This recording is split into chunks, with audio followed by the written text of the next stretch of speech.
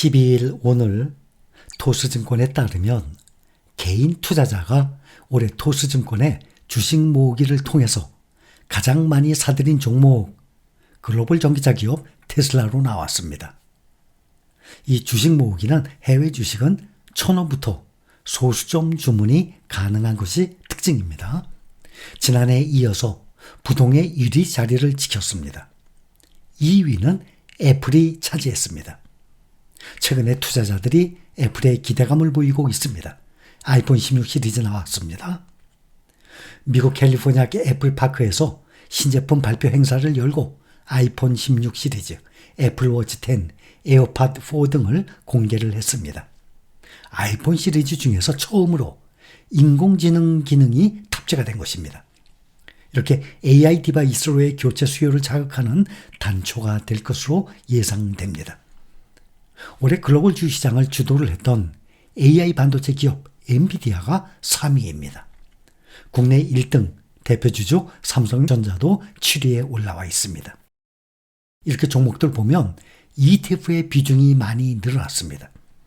이렇게 주식 모으기 10위 내에 ETF 종목이 반 5개나 차지하고 있습니다.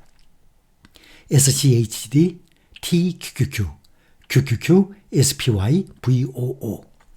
이 중에 슈왑 미국 배당주죠. SCHD와 또 뱅가디의 S&P 500 인덱스예요. VOO는 올해 신규 진입한 상품입니다. 이렇게 S&P 500 지수를 추종하는 SPY나 VOO 또 IVV도 있죠. 또 나스닥 100 지수를 추종하는 종목 QQQ는 언제 매수해도 좋습니다. 여기서 참고로 ETF들 간의 연간 수수료를 비교를 해보면 S&P 500 지수 추종하는 대표 ETF이죠. SPY, IVV, VOO, 1, 2, 3 등 세 종목입니다. 보면은 SPY가 0.09%, IVV와 VOO는 0.03%입니다.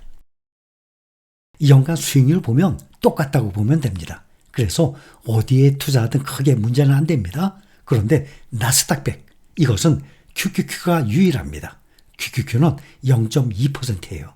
그런데 새로 나온 종목이 또 하나 있는데 QQQM이라고 있습니다. 본질적으로 QQQM은 QQQ의 복제품입니다.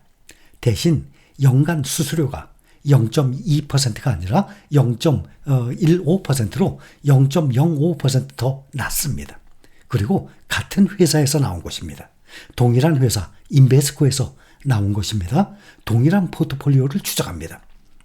QQQM은 2020년에 출시가 됐습니다.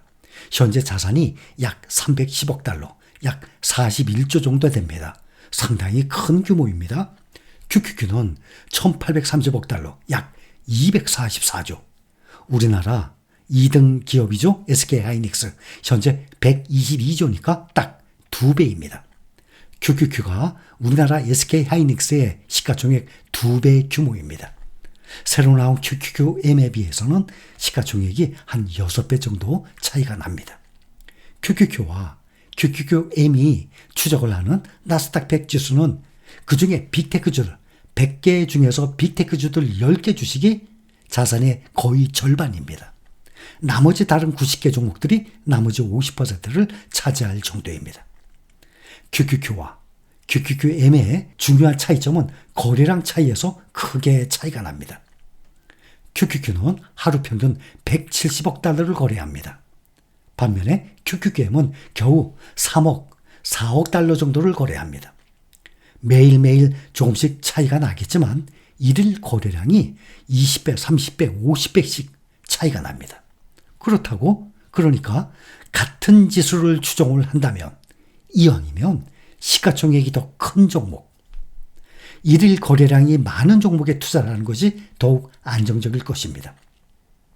그렇지 않아도 며칠 전에 댓글을 보다 보니까 어떤 분이 S&P 500을 투자 중인데 타이거 S&P 500도 투자하고 계시고 코덱스 S&P 500도 투자하고 계시고 또 라이즈 S&P 500도 투자하고 계시고 이것은 완전히 중복되는 것입니다.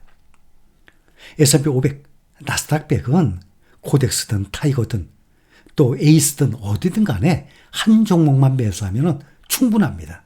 이거를 회사마다 이렇게 몇 개를 투자를 한다 그러면 그것은 완전히 중복되는 것입니다.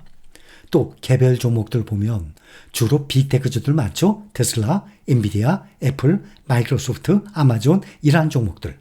또 국내 국민연금도 많은 수익을 올리고 있습니다. 이렇게 주로 빅테크주들인데 여러분들 중에서 테슬라, 엔비디아 등 개별 종목에 투자 중인 분들 많이 계십니다. 각자가 알아서 판단과 결정을 하실 문제입니다. 좀 더 안전하게 빅테크주들에 투자를 할 수 있는 ETF 하나로 투자를 해도 좋을 것입니다.